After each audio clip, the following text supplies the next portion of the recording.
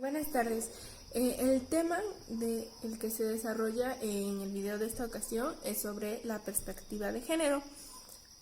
Son varios temas o subtemas que se desarrollan a partir de este tema, que es, bueno, juzgar por la perspectiva de género, la violencia, obviamente, de género y la discriminación que actualmente se sigue haciendo contra la mujer, ¿no?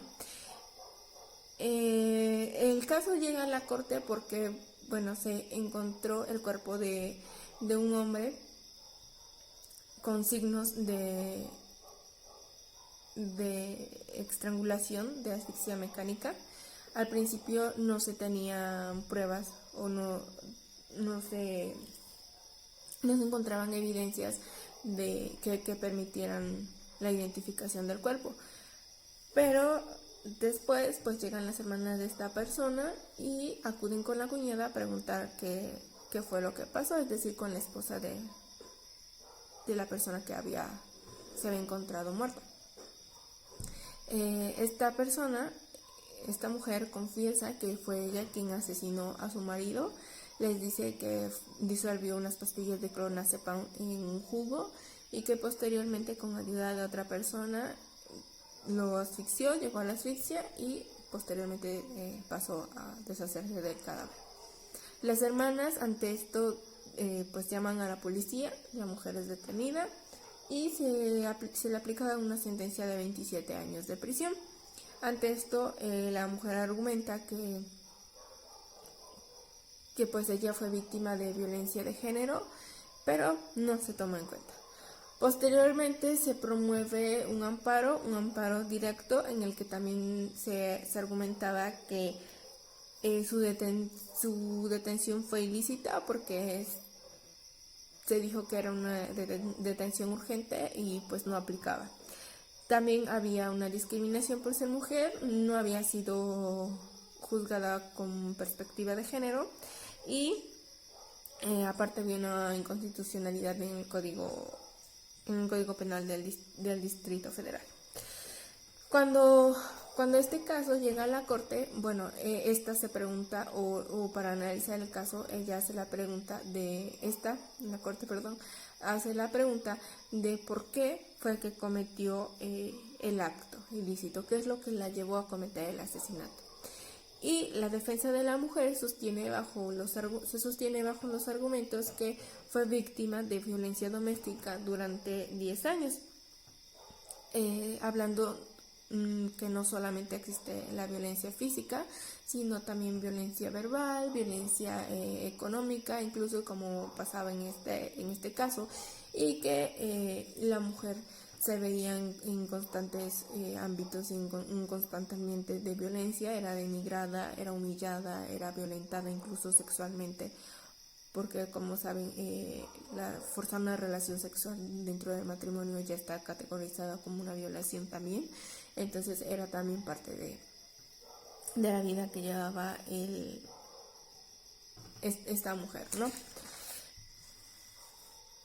Ahora, esto no fue tomado en cuenta al inicio, todo este contexto social en el que se vio envuelta a la mujer, sino que es visto ya cuando pasa a la corte. ¿Y cómo se acredita esto en juicio? Bueno, se estaba argumentando que la mujer era víctima de violencia doméstica. Ahora había que comprobar que pues había sido cierto, ¿no? Y esto se hace mediante una intervención pericial.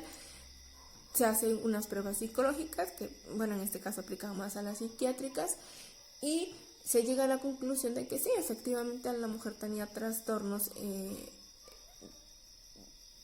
psicológicos, pues a raíz de toda la violencia que vivió con este hombre. Y aquí nos mencionaba 3 etapas en las que se puede dictaminar que efectivamente eras víctima de este tipo de violencia, y que este tipo de violencia, como lo repito, tiene 3 etapas. La primera son los hechos, es el hecho agresivo. Es que empieza a decirte de cosas, o empieza a agredirte verbalmente o a tener ciertos comportamientos y tú los recibes pacíficamente. simplemente lo recibes, pero no actúas. Después viene el ataque, son consecuencias ya físicas, ya es una agresión física. Y finalmente viene la parte de la promesa, es decir, al final como una justificación de, pues te pegué o te hice esto porque te quiero, pero fue tu culpa,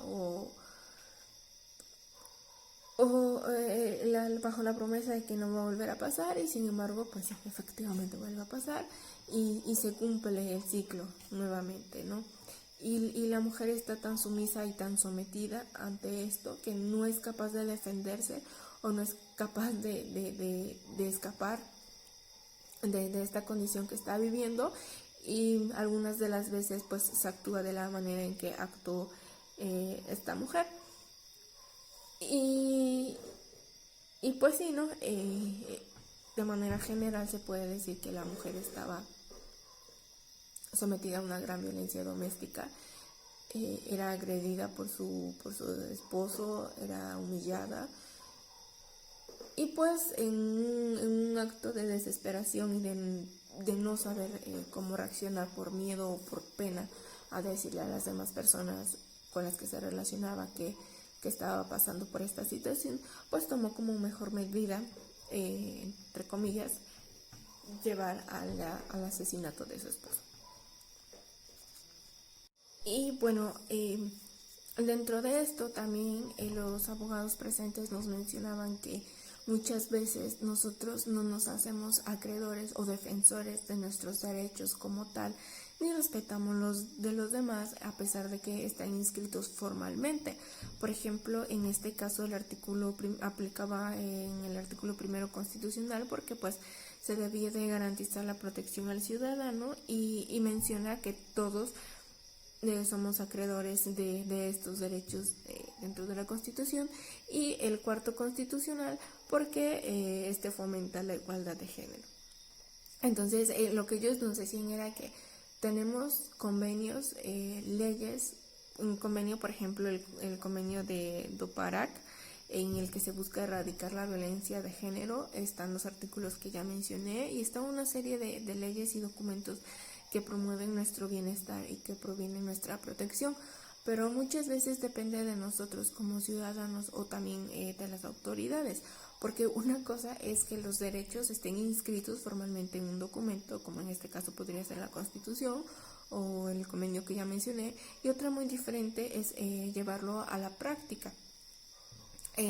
Y pues como les decía, o sea, a pesar de que están los derechos ahí escritos, pues no se llevan a cabo como tal, y eso es lo importante, no solo dejarlos impresos en un documento, sino pues practicarlos en el exterior y como sociedad.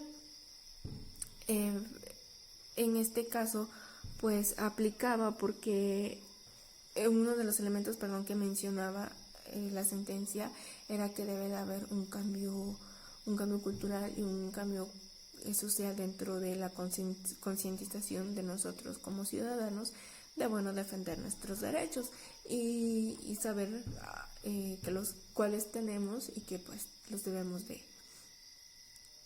de respetar y de defender.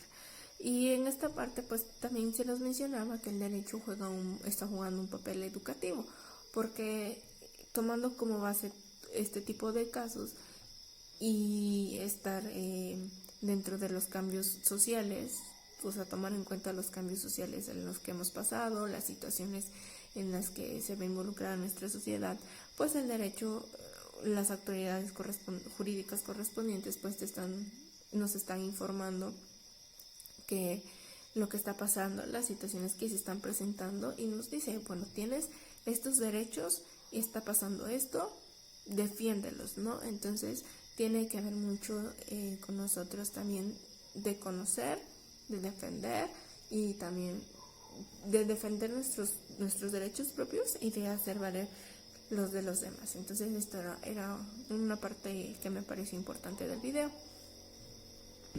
Después de esto se pasa al tema de juzgar con perspectiva de género. el licenciado Luis nos explica que esta es una herramienta metodológica, son una serie de pasos que nos permiten dictaminar si hay una relación de poder o una disparidad y cómo influye en el caso, y que las autoridades jurídicas correspondientes están obligadas a actuar y a juzgar mediante la perspectiva de género. Estos pasos se definen de manera general en lo siguiente. Primero es identificar los hechos. Si en los hechos hay una relación de poder que causa diferencia, que en este caso eran las pruebas psiquiátricas que decía que pues sí había una violencia.